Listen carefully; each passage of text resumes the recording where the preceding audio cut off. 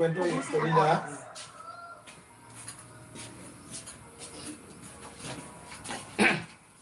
Kailangan ko rin masikore para tiyan ko tuwas. Harangin mo siya para sa akin. Naku, napalibutan si Xuyan.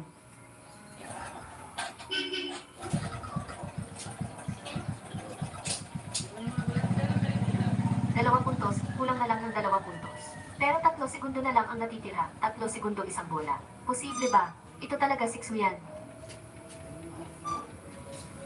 Dati talaga ako bulag. Hindi ginamit si Xuyan na ganitong talento. At naniwala sa iyo na walang kwenta. Boss B. Sa totoo lang, may kakayahan pa rin ako. Kakayahan, wala kang kwenta. Lahat ng ito, kasalanan mo. Ikaw ang nagtanggal kay Xuyan. Hindi mo man lang siya ibinalik. Papatayin kita. Hindi talaga ito mapipigilan. Ang antas na ito, kaya nasa tindisi. Ngayon, 3 segundo na lang ang natitira. Kailangan pigilan si Xuyan. Huwag hayaan siyang makuha ang bola. 3 segundo. Talaga bang makakagawa ka ng himala? Huling tira. Kaya mo yan.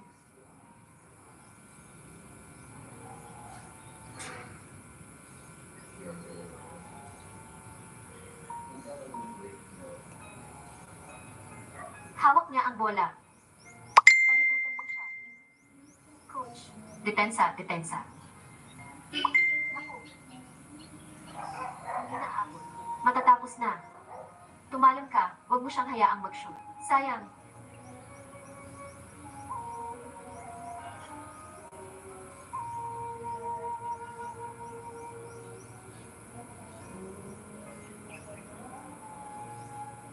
Nag-shoot siya. Hindi papasok.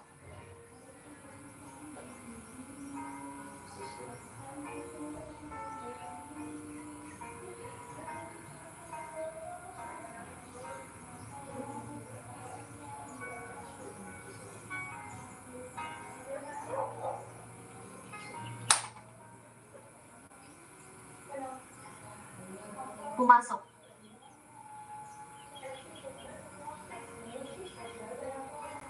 Pasok.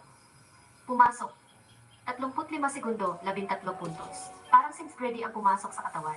Ito ay magiging isang eksena na maitatala sa kasaysayan ng basketball. Nanalo ang Miracle Team mula sa pagkatalo. Diyos ko, nanalo pa sila. Ang galing ng Miracle Team. Ang galing ni Assistant Coach Su. Impossible ito.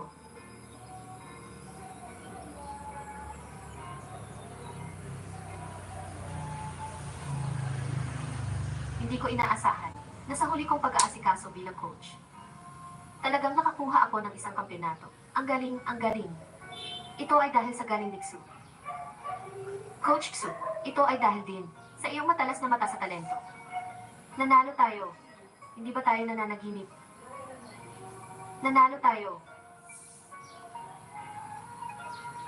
Tara.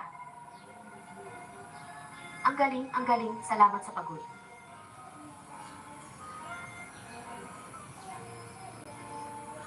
Oy, tinatanggap mo pa ba ang pustahan? Hanggang ngayon, hindi mo pa rin inaamin ang iyong pagkakamali. Bilang isang manlalaro, wala ka man lang, kahit kaunting espiritu ng basketball. Sobrang nadismaya ako sa iyo.